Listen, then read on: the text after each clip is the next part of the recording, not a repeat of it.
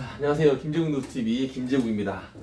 저번에 시간에는 누수 탐지 시작하기 전에 배관에 압력을 거는 방법, 보일러에서 거는 방법을 해서 이제 탐지하기 시작점에서 이야기를 드렸는데요. 이번 시간부터는 제가 제 했는 현장을 사진으로 TV에 띄워서 같이 한번 보시면서 저희의 노하우와 어떤 장비를 썼고 어떤 기법으로 누수를 했는지 이야기를 하면서 이제 하나하나씩 이야기를 하려고 합니다. 오늘 소개해드릴 내용은 며칠 전에 포항시에 위치한 주택인데요. 수도요금이 평달에 비해서 한 3만원, 4만원 더 나온다 이야기를 하시고 지속적으로 계량기가 돌아간다는 요청을 해서 블로그를 검색하시다가 저희 업체를 선정을 했다고 합니다. 현장에 도착을 해서 보니까 저희는 항상 주택 같은 경우에는 모든 누수업체 사장님들 그렇겠지만 계량기를 먼저 필히 확인을 할 수 있죠. 현장에 가서 계량기를 개방을 한 뒤 이 계량기가 도는 방향에 따라서 방향에 따라 도는 양에 따라서 누수 양을 결정을 할 수가 있는데요. 그에 따라서 누수하는 방법과 그 다음에 공기 넣는 방법, 그 다음에 또 제가 가장 많이 하는 공기하고 물을 적절하게 주입을 해서 하는 방법, 여러 가지 방법이 있습니다. 현장에 도착을 하니까 이 중간에 있는 별표가 이런 속도로 천천히 돌아가고 있었습니다. 근데 물과 공기를 넣는 방법에 대해서 어떻게 넣습니까? 언제 어떻게 넣습니까? 이런 얘기를 드리는데요. 이 계량기 바늘이 지속적으로 이 손가락 속도처럼 이렇게 크게 그린다 그러면 이렇게라도 지속적으로 천천히 돌고 있어야 됩니다. 근데 이 바늘이 돌았다가 섰다가 돌았다가 섰다가 돌았다가 섰다면 솔직히 말해서 공기하고 물하고 넣는 방법은 조금 어렵다고 판단하세요. 그럴 때는 이제 계량기를 잠가 놔놓고 그 다음에 순수 공기로만 찾는 방법도 있습니다. 물론 두 분이 작업을 하시게 되면 돌았다 섰다 할 때도 아주 미세하게 게이지 밸브를 열어서 맞출 수가 있는데 저 또한 그게 쉽지가 않는 게 사실입니다. 자, 첫 번째, 현장에 가서 계량기 도는 양을 확인하셔라. 그리고 난 뒤에 이제 고객님하고 이제 이야기를 하시고 어느 정도의 견적에 대해서도 미리 가기 전에 이야기하시는 사람도 계시고 아니면 현장을 보고 견적을 보시는 분도 있습니다. 자, 그리고 난 뒤에 계량기가 돌아가고 난 뒤에 이제 주택 같은 경우에는 보일러가 한 대 있는 경우도 있고 두 대 있는 경우도 있습니다. 일단은 주택 같은 경우에도 그렇지만 주택도 그렇고 아파트도 그렇지만 보일러의 급수 밸브를 잠그셔야 됩니다. 저번에 얘기했죠. 보일러가 있는데 네 가닥의 밸브가 있는데 얇은 배관 두 개에는 보면 냉수 배관에는 항상 밸브가 되어 있습니다. 그게 급수 밸브를 잠굽니다.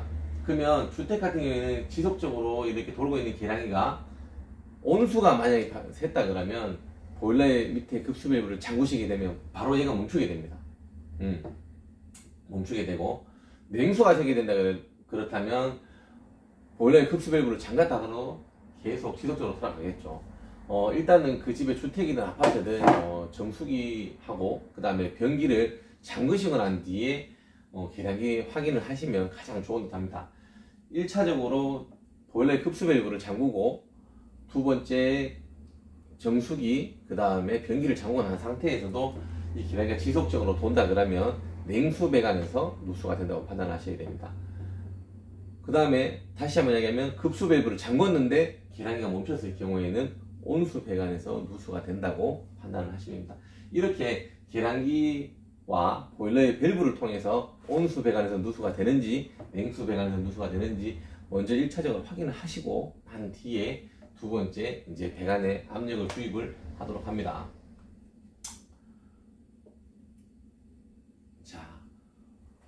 오늘 이제 해드리는 현장은 맨 처음에는 계량기 도는 양이 그렇게 많지가 않아서 사진이 조금 돌아가는데요. 많지 않아서 처음에는 2만원짜리 이제 저소음 컴프레셔로 먼저 보일러 밑에 급수 밸브를 풀어서 냉수 배관에 공기를 주입을 하려고 했습니다. 이 집은 아까 좀 전에 계량기 테스트를 한 결과 냉수 배관에서 누수가 되는 게 사실이었어요. 그래서 작은 컴프레셔로 공기하고 물하고 이제 적정하게 맞춰놓고 이제 탐사를 하려고 하는데 처음에는 계량기 돌아가는 양이 별로 안 많겠다 싶어서 작은 컴프레셔 사용했는데 작은 컴프레셔를 사용하니까 계속 이제 컴프레셔가 가동이 되더라고요. 그러면 누수 탐지를 할 수가 없어요. 기계 돌아가는 소리, 장비 돌아가는 소리 때문에 탐지를 할 수 없는 게 사실입니다. 그래서 또 저 바깥에 여기 이제 요 차 앞에 이제 저 스타리아 차량에서 에어선과 그 다음 전기선을 이 쭉까지 한 30m 정도 돼요. 저희는 항상 전기선 50m 그 다음에 에어선 50m를 준비해서 다니기 때문에 차에서 5만원짜리 컴프레셔가 있기 때문에 이렇게 연결을 해서 보일러실까지 연결을 합니다. 이 집이 조금 짐이 많아서 좀 여기 이런 짐이 많아서 보일러실로 들어갔는데 이 짐을 다 치우고 한 게 사실이거든요. 자, 노란 게 누일선 그 전기선이고 초록색이 에어선입니다.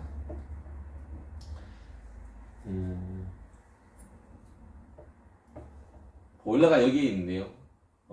게이지를 통해서 오는 에어선을 통해서 여기 게이지를 통해서 보일러 아래쪽에 냉수 배관을 풀어서 주입을 합니다. 이 집에 구성되어 있는 배관은 여기 PB 배관으로 있어요. 처음에는 봤을 때 PB 배관으로 되길래 집이 오래됐길래 부분적으로 여기 보일러에서 여기 보이는 부분만 PB로 바꿨을까라고 생각하고 주인분에게 물어봤습니다. 혹시 수도 배관 공사를 하신 적이 있어요? 그러니까 주인분은 당연히 모르시더라고요. 아들분은 몇 년 전에 이제 아시는 분한테 리모델링을 했다. 거기까지만 아시고 수도 배관을 했는지 안 했는지 정확하게 모르시더라고요. 혹시나 싶어서 수도 배관 PB인가 긴가민가 하면 일단은 탐지에 나섭니다. 탐지에 나서기 전에 항상 궁금해하시는 경우가 있어요. 물과 공기를 어떻게 적절하게 혼합하여서 비율을 맞추십니까? 라고 이야기를 많이 하시는데요.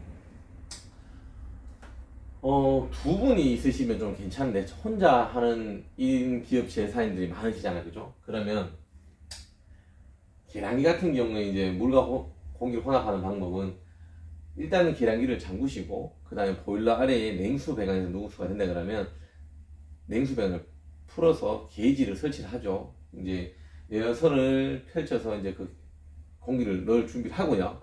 그 준비가 끝나면 다시 계량기에 가서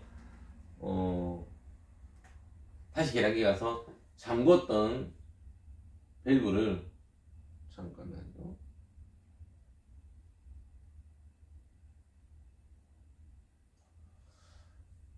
게이지를 체결하기 위해서 잠궜던 밸브를 개방을 합니다. 그러면 보일러 쪽에서 이제 좀 전에 그 게이지를 체결해놨기 때문에 이 집의 수압을 알 수가 있어요.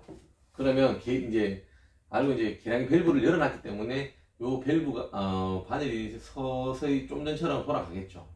돌아가면 혼자 하시기에는 처음에는 조금 힘이 드실 수도 열고 난 뒤에 다시 게이지를 설치한 보일러라든지 아니면 다른 곳에 갑니다. 그러면 이 게이지에 체결한 밸브가 거의 대부분 사장님들은 볼밸브를 많이 이제 해놓으셨으니까 이 밸브를 세게 열면 안 돼요.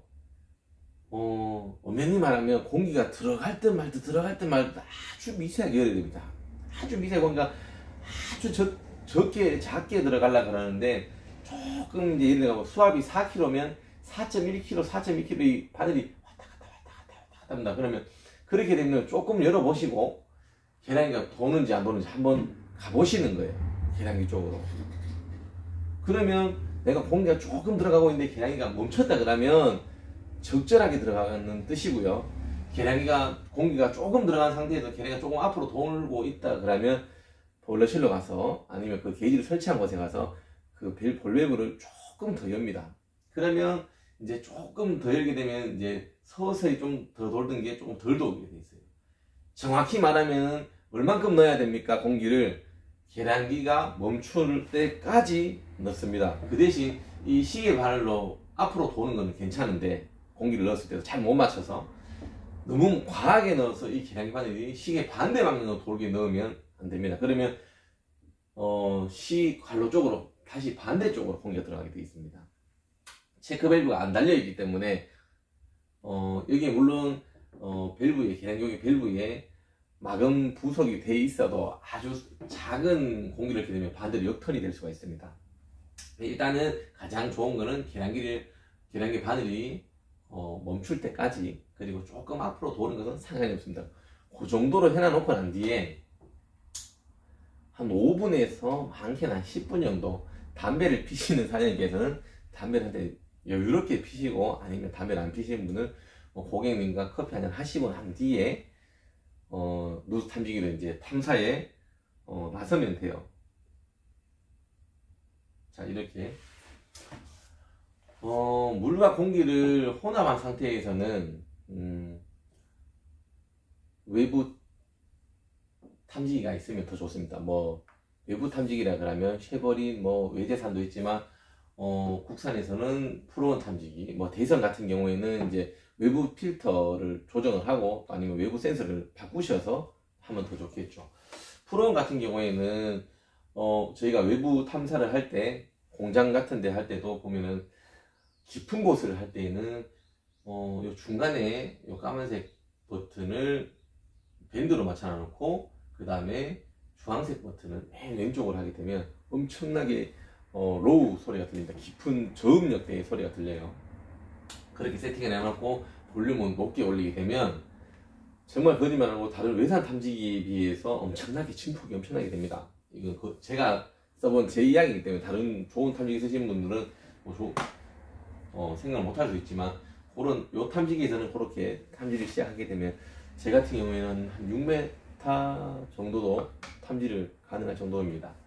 그래서 이제 공기하고 이제 물하고 혼합을 한 상태에서 왜 5분에서 10분 정도를 기다리고 탐지를 해야 됩니까? 라고 이야기하면, 그 누수가 되는 배관까지, 만약 여기가 누수가 된다 그러면 누수가 되는 배관까지에 물과 공기가 들어가서 만나서 파열을 만들어내는데, 순수 공기만 넣는 상태에서는 지속적으로 소리가 소리가 나지만, 물과 공기를 넣게 되면 물이 쏘아지고 그 다음에 좀 쉬었다가 공기가 또 와서 그 자리를 또 쏘기 때문에 물이 있을 때는 소리가 나지만, 공기가 왔는 그 타이밍에 소리가 이런 소리가 나요. 쉽게 우리가 말하는 죽 끓는 소리가 난다고 표현을 합니다. 그래서 주택에 이런 이제 공기하고 물하고 혼합해서 탐사를 할 때는 센서를 바닥에 놨을 때 빨리빨리 가면 안 됩니다. 어디서 시작하냐고 물으신다면, 계량기 쪽이 아닌 공기를 넣는 쪽에서 어떻게든 소리를 끄집고 와야 돼요. 그 말은 뭐냐면, 물하고 공기하게 넣게 되면 공기가 누수가 되는 곳까지 가는 소리가 또로롱 또롱 또롱 또롱 또롱 또롱 또롱 처음에 이렇게 소리가 나요. 그 소리를 배관에 따라서 어디가 따라가게 되는데, 따라갈 때 이 배관이 여기서 이렇게 간다 그러면 센서를 바닥에 놓고 한 10초 정도 있어야 돼요. 왜? 그 소리가 만들어서 가는 소리가 있기 때문에.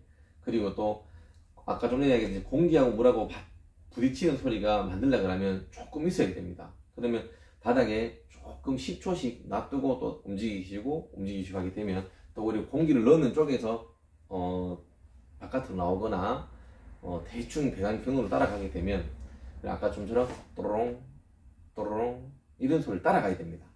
그렇게 되면 가다 보면은 정확한 누수 지점에 가게 되면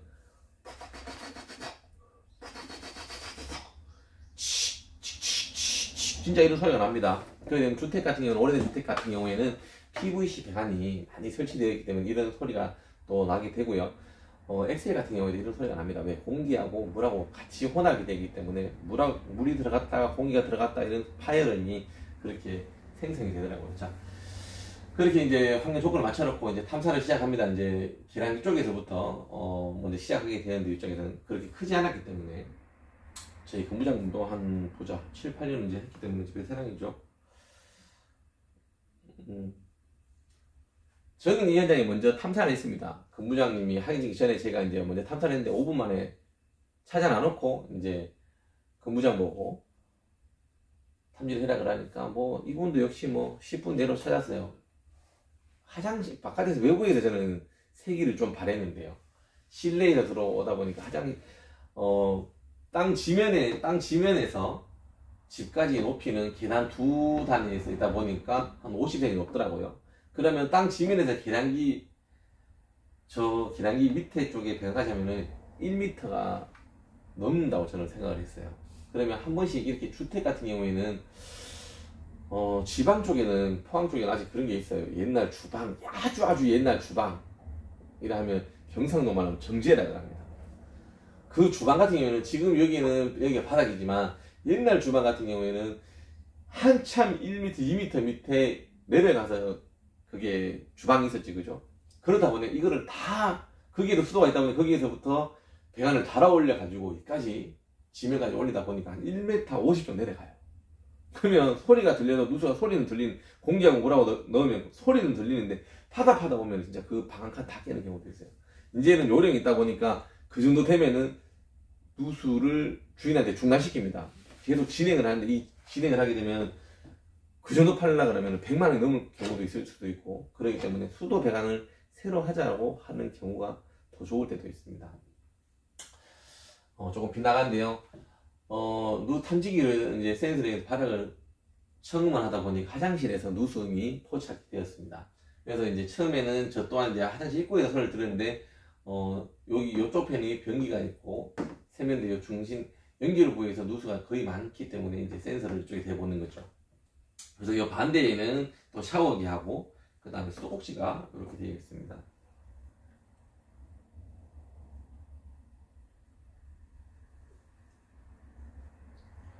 그래서 이제 여기 수도꼭지하고 이쪽에는 이제 소리가 들리긴 들리는데, 아까 변기하고 세면대 쪽에는 들리긴 들리는데 명확하지 않아서 샤워기하고 요 오른쪽이 거의 대부분 보면은 전 세계 약속으로 되어 있죠. 냉수 배관으로 되어 있습니다. 여기 냉수 배관하고 여기 사이에 요쯤에서 이제 소리가 이제 극대화 들립니다. 소리가 빠르게 누수 지점하게 되면 칙칙칙칙칙 빠르게 이제 소리가 나게 돼 있어요. 이제 탐지를 하다 보니까 여기랑 두 군데의 소리가 가장 많이 나요. 이쪽보다. 그래서 여기 아니면 여기인데, 자, 둘이 하는 결정에서 이 타일을 깨보자. 저는 근무자는 여기를 깹시다. 왜? 정확히 말하면 저도 여기가 들리고 여기도 들리긴 하는데, 여기 이 벽 타일의 매지 기점으로 소리가 들리기 시작합니다. 그래서 저는 어떻게든 작게 깨고 보수를 하는 걸 저는 원칙적으로 생각하고 좋아합니다. 많이 깬다고 임차하는 게 좀 아니거든요. 그래서 저는 이쪽을 깨자 해서 이쪽을 굴착을 하고, 마지막으로 최종적으로 여러 번 더 들어봅니다. 그래서 여기 요 타일을 굴착을, 아까 요 선 기점이죠, 그죠? 요 타일 기점으로 합니다. 근데 요 타일을 깨는 순간에 벌써 바닥에서는 연무 현상이 일어났습니다. 연무 현상이 뭐냐면, 누수 지점을 정확하게 탐지하게 되면 외부 누수나 주택 누수 같은 경우는 찾는 곳에서 하얗게 스프레이 같이 이제 안개처럼 이렇게 피어 올라와요. 그렇게 하면 이제 그 누수 지점이 거의 맞거나 근처에 있다는 뜻입니다. 연무 현상이 올라오면서 이제 소리가 명확하게 들립니다.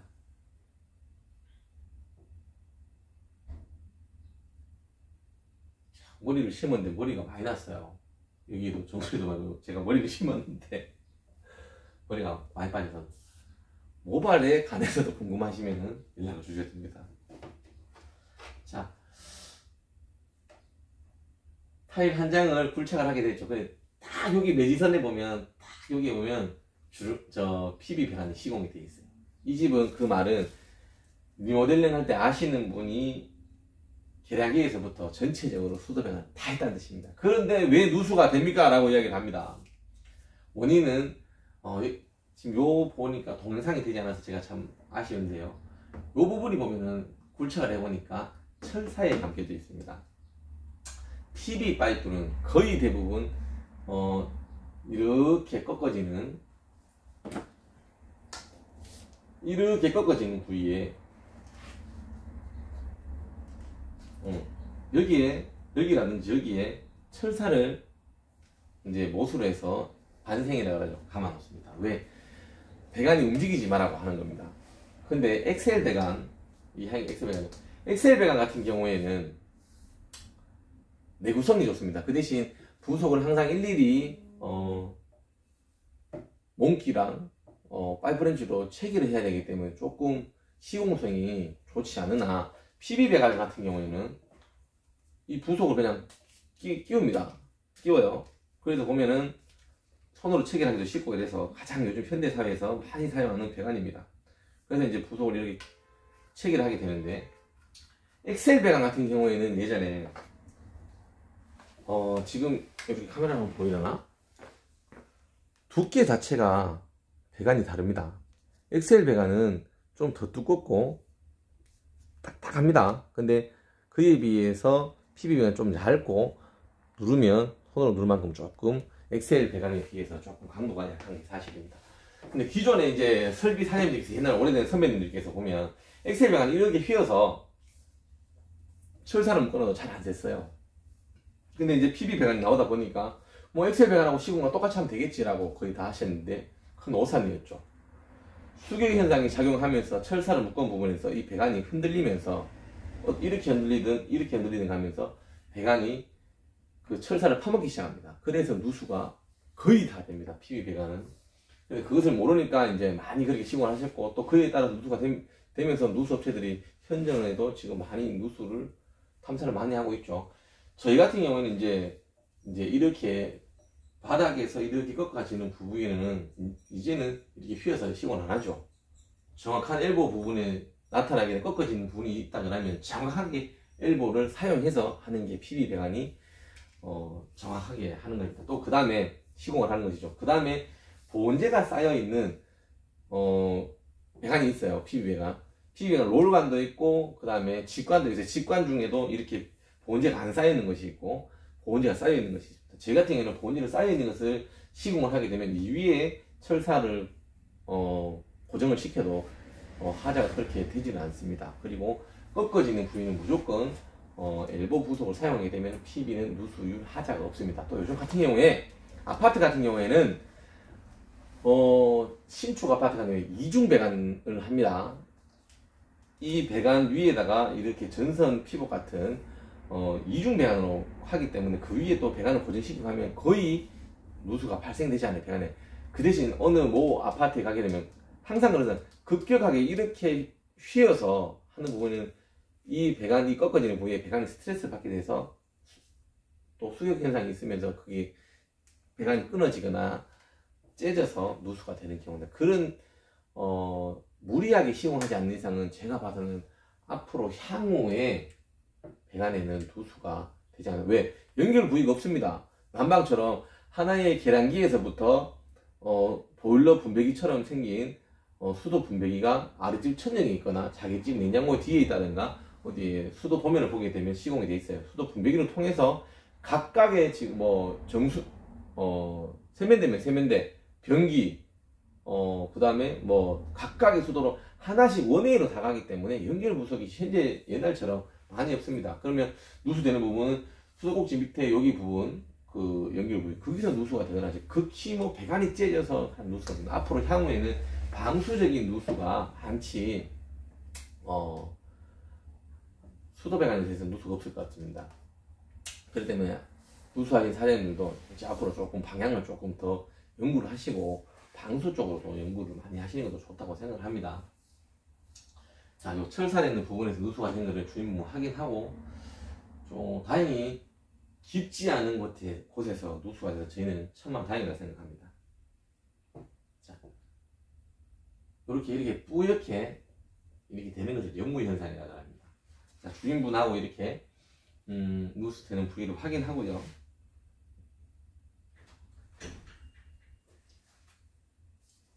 이제 엘보 부속을 사용해서 수리에 들어갑니다. 이렇게 꺾어지는 부위에 정상적인 엘보 부속을 사용하게 되면 누수는 없을 겁니다. 처음부터 시공을 하실 때 조금 부속을 아끼기 위해서 그러는 분도 있고, 아직까지도 이렇게 휘어서 시공을 하시는 사장님들 많습니다. 그렇게 하지 마시고 조금 부속하기나 시공하기 좀 힘드시더라도 정확한 부속을 사용하시고, 또 PB 부속을 사용할 때는 슬리브라는 부속을 꼭 주입을 하시고 배관과 연결하시기를 당부드리겠습니다. 그리고 이제 수리를 하고 난 뒤에 배관에 압력을 넣었을 때 문제가 없었기 때문에 이제 타일을 시공을 들어갑니다. 다행히 딱 한 장 타일이 있어서 두 장 깨서 큰일 날 뻔했어요. 다행히 한 장이 있었기 때문에 똑같은 타일을 시공하게 됐죠. 그럼 타일 시공을 어떻게 하느냐라는 초보 사장님이나 시공하시는 분들이 많아요. 기존에 깨놨는 골재를 부드러운 골재나 모래나 먼저 배관 주위에는 고운 모래를 원래로 하면은 기존에 깨놨던 그 흙은 버리시는 게 맞지만 또 고운 흙은 따로 모아 두시고 잔잔한 것만 넣으시고요. 그 다음 배관 주위에는 고운 모래를 넣는 게 좋겠죠. 모래가 없다 그러면 뭐 차에 들고 다니신 레미탈이나 충진을 시켜주시고 기존 타일과